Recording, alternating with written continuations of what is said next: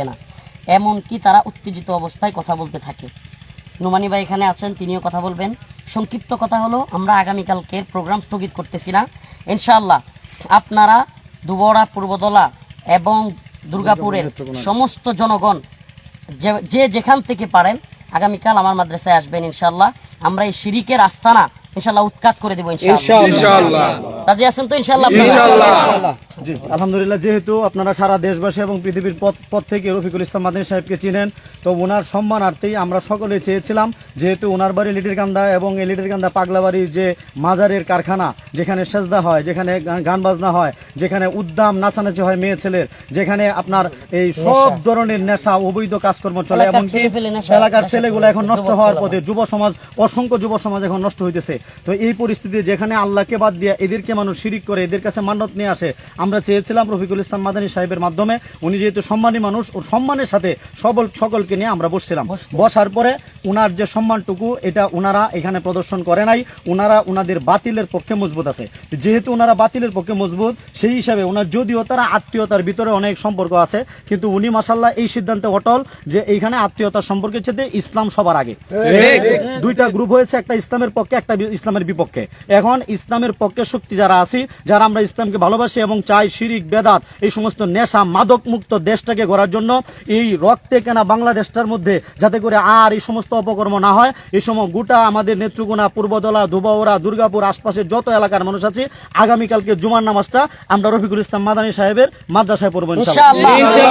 আরেকটা কথা, সেটা হলো প্রত্যেক জুমার খতিব আপনারা দয়া করে এই অঞ্চলের এটা বয়ান করবেন যে এখানে নেশার আস্তানা, তারা এতটুকু লাইভে বলতে পারে না যে আমরা নেশা দ্রব্য বা এখানে নেশা করা গাঁজা মদ ইয়াবা এগুলো করব না। এতটুকু যারা বলতে পারে না, এদের ব্যাপারে আমরা ইনশাল্লাহ ব্যবস্থা নিব। প্রত্যেক ইমামের দায়িত্ব, আপনারা মসজিদে এই কথাগুলো বলবেন, নামাজের মুসল্লিদেরকে বোঝাবেন। প্রত্যেক মসজিদ থেকে ইনশাল্লাহ জুমার নামাজের পর লিটিরকান্দার দিকে রওনা হবেন, আমার মাদ্রাসায় আসবেন ইনশাআল্লাহ। এই জন্য আমাদের যা হয় হবে ইনশাআল্লাহ। আমরা শিরিক এবং বিদাত এবং এই সমস্ত কুফুরি কার্যকলাপ, দেশের যুব সমাজকে নষ্ট করা, মদ গাঁজা এগুলো করতে দিব না ইনশাআল্লাহ। আসসালামু আলাইকুম ওয়া রাহমাতুল্লাহ। সেনাবাহিনী আমাদের পক্ষে কথা বলেছেন, সেনাবাহিনীও চান না এখানে নেশা জাতীয় দ্রব্য হোক, কিন্তু এরা সেনাবাহিনীর কথাও শুনে নাই। এরা সেনাবাহিনী, এমনকি আমরা প্রত্যেক থানায়, 2 থানায় শুনাইছি, দুর্গাপুর এবং পূর্বদলা থানায় শুনাইছি, কিন্তু তাদের অবস্থান আমরা যা বুঝতেছি, তারা থানায় গিয়েও এই কথাগুলো মানবে না এবং তারা বসতেও, তাদের যে অবস্থা, তারা বসতেও রাজি না। তাদের বক্তব্য হইলো তারা এগুলো চালায়া যাবে। এজন্য আমরা এই পথে হাঁটা ছাড়া আমাদের বিকল্প ছিল না। আমরা চাচ্ছিলাম না এই পথে যেতে। আমি বসছিলাম, এই জন্য আমার পারিবারিক আত্মীয়তা আছে, কিন্তু তারা আত্মীয়তার সম্পর্ক রাখে নাই, সেনাবাহিনীর কথা রাখে নাই, পুলিশদের কথা রাখে নাই। অতএব তাদের ব্যাপারে ব্যবস্থা নেওয়া আমাদের দায়িত্ব, ইমানি দায়িত্ব। এবং তারা এই কথাটাও বারবার বলে যে কে আসবে আসুক, মানে এখানে জনগণ আসলেও তারা কিছু যায় আসে না, সেনাবাহিনী আসলেও কিছু যায় আসে না, কাউকে তারা মানতে রাজি না। তো যেহেতু তারা ইসলামের দূর দূরান্ত থেকেও যারা আসছেন, তাদের উদ্দেশ্যে আমার কথা হলো, গতকাল পাগলবাড়িতে যে ঘটনা ঘটেছিল, আমাদের বিষয়টা সেনাবাহিনী এবং আমাদের থানার ওসি সাহেব এবং তাদের প্রতিনিধি, আমাদের প্রতিনিধি সবাই মিলে একসাথে কথা বলার পর তারা কথা দিয়েছে যে নেক্সট টাইম আর মাদক, নেশা জাতীয় কোনো কিছু, কিংবা এখানে সিজদা দেয়া, মহিলাদেরকে নিয়ে নাচানাচি, এই সমস্ত কাজ তাদের দরবারে আর কখনো হবে না। সেনাবাহিনী আমাকে বলেছেন যে হুজুর আমরা নজরদারিতে রাখবো, ওসি সাহেবও বলছেন আমরা নজরদারিতে রাখবো। ওনারা তো নজরদারিতে রাখবেই, আমরাও নজরদারিতে রাখবো। যদি নেক্সট টাইম আবারও এমন কিছু হয়, তাহলে অবশ্যই আমরা ব্যবস্থা নিব।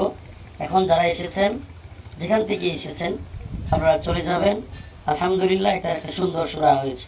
আসসালামু আলাইকুম রাহমাতুল্লাহ। বলতেছিলাম যে আমরা মাজার ভাঙ্গার পক্ষে নাই, কিন্তু মাজারের শরিয়াত বিরোধী কোনো কাজ হবে না, এইটার বিপক্ষে।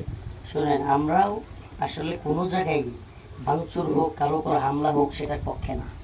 কিন্তু আমাদের এলাকার অনেক যুবক, শুনেন, অনেক যুবক এই বাড়ি থেকে গাঁজা আনে, এটা অনেক জায়গায় তথ্য আছে, সবাই জানে।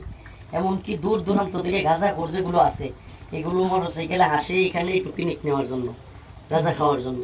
তো এই ধরনের কাজগুলো যেন বন্ধ হয়, নেক্সট টাইম এই গাঁজার আড্ডা যেন বন্ধ হয়, এবং গাঁজা খায়া এখানে এলাকার পরিবেশ যাতে বিনষ্ট না হয়, এই বিষয়ে আমরা সোচ্চার আছি।